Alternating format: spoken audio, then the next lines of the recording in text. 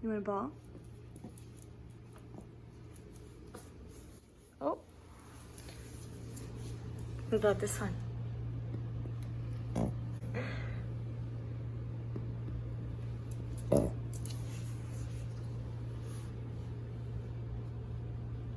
Okay. Goodbye. Hi everyone, this is my dog Olivia. I've had Olivia for a few months now and I wanted to make a video on 10 things that I use to care for my paralyzed dog. As you can see, her front legs work fine, but her back legs are paralyzed. And clearly she's trying to hide from us right now. So just to demonstrate to you guys kind of the extent of her injury. Good girl.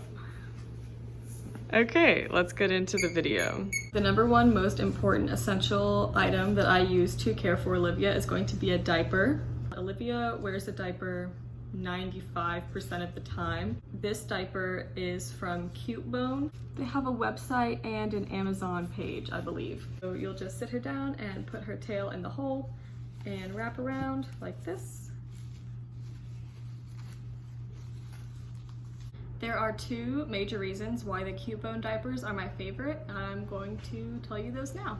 This is an elastic band that is adjustable, and it makes the leg hole of the diaper adjustable. It's going to be really important to fit the diaper exactly to your dog. If I let this go, then the leg hole looks like this, and that is probably twice or 3 times as long as when I adjust it.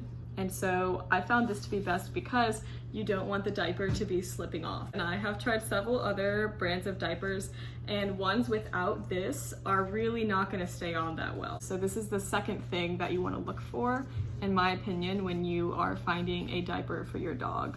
You want this elastic band to be not at the very tip top of the diaper.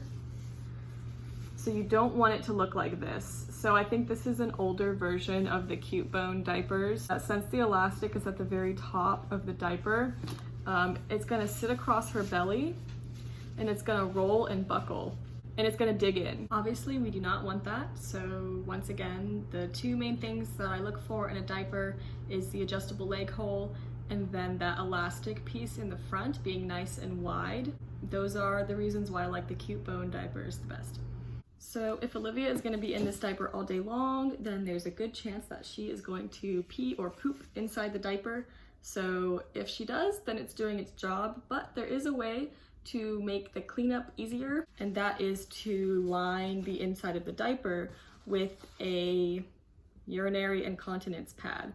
So you are just going to unwrap this, take the back off, and slap the sticky side in there. The key is you want to use a urinary incontinence pad and not a menstrual pad or period pad, because they're gonna have different types of absorbencies for those two different pads. The menstrual pad was getting really soggy and wet, and I worried about that having such close contact with the exposed skin on her belly.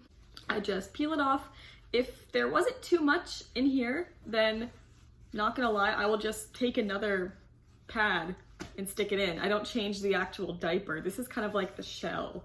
So if the shell is not really soiled, then just use another pad and, you know, strap her in and she's good to go. So when you have a bunch of diapers that are needing to be washed, you can just throw them in the washing machine. But what I like to do is spray them with this.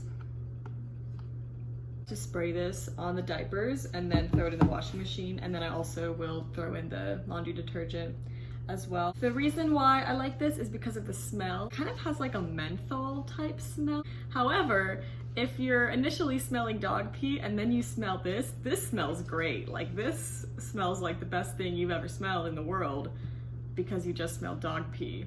So next is something that might look a little silly, but it does have its purpose. Doggy pajamas. These are also from Cutebone. I use them to help keep the diaper on, especially when it's bedtime. On some occasions, the diaper will slide off of her back leg. And the reason why I like these pajamas is because it has sleeves for all 4 legs. And as you can imagine, it's gonna be hard for a diaper to slide off when this would be in the way stopping it. I've tried other types of solutions to keep this from happening. It's like strap harness thing that has Velcro and you like strap it around their shoulder. But Olivia's body is just so small and slender that she would just shoulder out of those straps and then it would be useless. If you have a dog who can stay in those, then maybe that would be a good solution. But for us, we use these. Are some pet wipes. I first got Olivia and I was having a hard time figuring everything out. I did use these a lot, but now that we have a routine, they're not as needed. But these are nice to have on hand, especially if your dog has a lot of fur around their bum hole. If you are helping express your dog to go poop and there might be something left behind for you to wipe off. All of my items so far have been related to like dog pee, dog diapers. After this one, I'll talk about things that don't have to do with dog pee, but I bought these blankets, which I believe are actually blankets that people use to line baby cribs. It has like a soft quilted blanket front, and then the back is this rubbery, plasticky looking thing. I like to put one inside Olivia's carrier, which I'll show you soon. Just as a little extra padding, and if I'm dropping her off at the vet or the groomers and for some reason she has an accident, I like to have this to wash instead of dealing with washing the carrier. In the beginning there were lots of accidents, so I would find myself like washing her bed all the time and then struggling to like take the cover off and then wash it and then like stuff it back in. This is probably the single best investment I have made to help with caring for Olivia. And I say investment because this was a little expensive. This is from Wild One, which is like a really bougie dog supply brand. And I believe it was $100 or maybe even a little bit more. However, before I bought this thing, putting her in a little dog bed and then carrying the dog bed and then plopping it in the passenger seat of my car. I live in an apartment building, so going down all the stairs every time I want to take her with me somewhere, it was a bit of a hassle before this guy. A dog who is not paralyzed might be able to go down the stairs on their own or hop into the car on their own, but that's not the case with Olivia. Olivia's about 11, 12 pounds, so it's easy to just put this on my shoulder. I put the blanket thing right here. I can attach this loop to her collar. I might do a more in-depth review on this bag at another point in time, and I also feel like very posh, like, oh yes, like I'm Paris Hilton with my little dog's head sticking out of my expensive bag.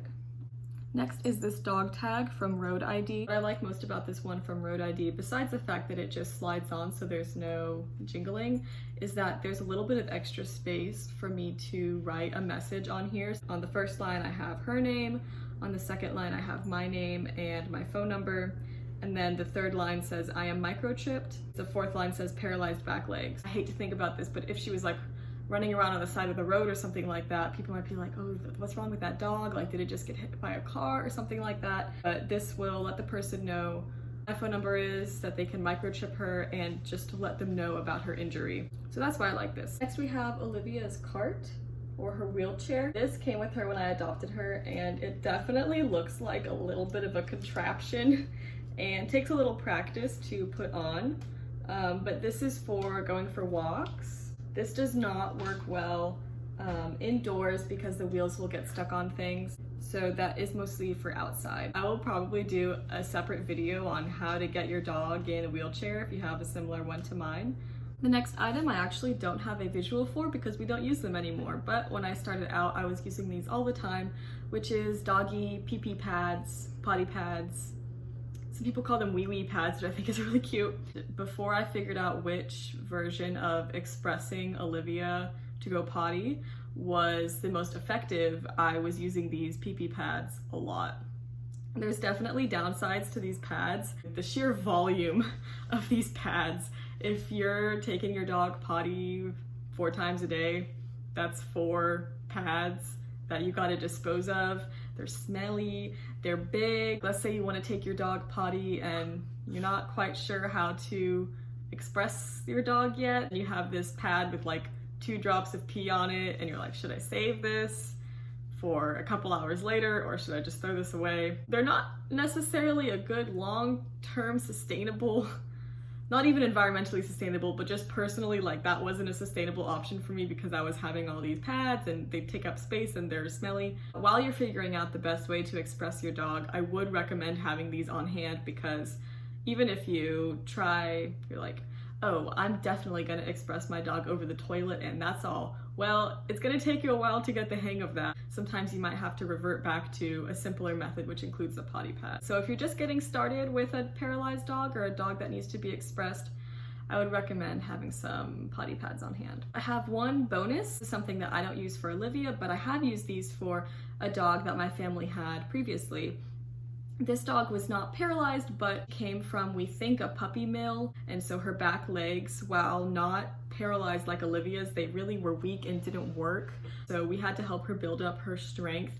And to do that, we used little doggy socks with grippies on the bottom of the paws. It helps them kind of get their back legs under them so that they can take those steps, whereas otherwise their back legs just might kind of skid around, slide around, and they don't really have enough traction on their own to stand up and get going. If your dog is not fully paralyzed and just has really, really weak back legs, maybe I would recommend trying some of these little grippy dog paw socks. And they're cute. They look cute, so that's a plus. So hopefully this video is helpful if you or someone you know is looking to adopt a dog who has special needs. This video could give you a little bit of extra information and can maybe open up your mind to the possibility of adopting a dog with special needs. And I think I'm going to be making a video series on this topic. I want to give some more in-depth product reviews for some of the items that I talked about today, and also want to talk about my adoption story with Olivia. I could also talk about the different ways to express your dog and which one works best for different people. Thank you for watching this video and stay tuned for more videos in this series. Bye.